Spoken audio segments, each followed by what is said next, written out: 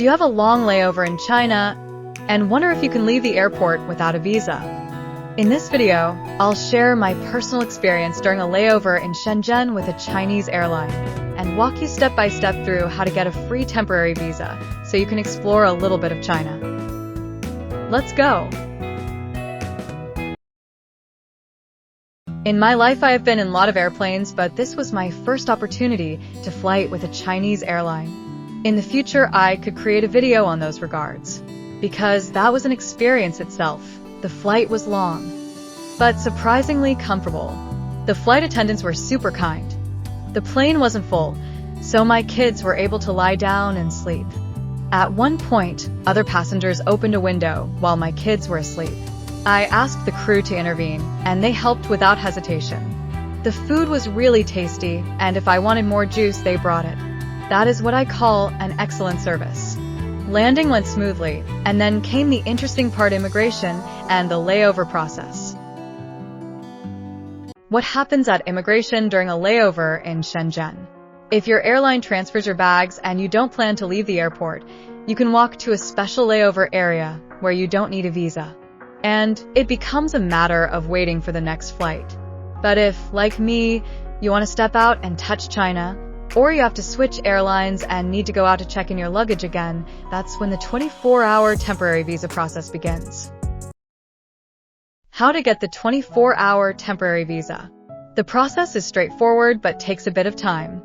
Here's what you need: a printed copy of your tickets showing your full name, dates, and flight route, inbound to China and outbound China.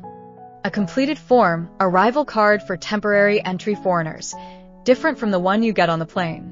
For this form, they will ask you on which flight you arrived to China and on which flight you'll depart.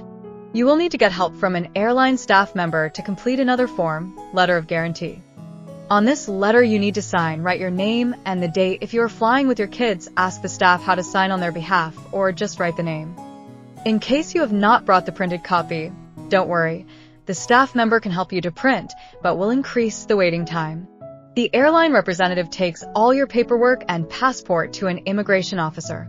After some minutes, they come back with your passport and an approved arrival card. With that, you can approach the immigration officers. You will get stamped your passport and you're officially allowed to enter China. Remember to keep the return form inside the passport because you will need it when coming back to the airport and cross the border control again. Baggage layover tips. If your bags are transferred to your next flight, you're free to go. If not, collect them and consider using the storage service. That way, you can move around easily. Is not expensive. You just have to find it in Shenzhen Airport on the Terminal 3. It was at the end of the gate. We saw some private lounges and rest areas, but we preferred to explore instead. Returning to the airport. If you didn't collect bags and already have your boarding pass, go straight through security. When crossing security, keep in mind to have your passports and boarding pass handy at all times.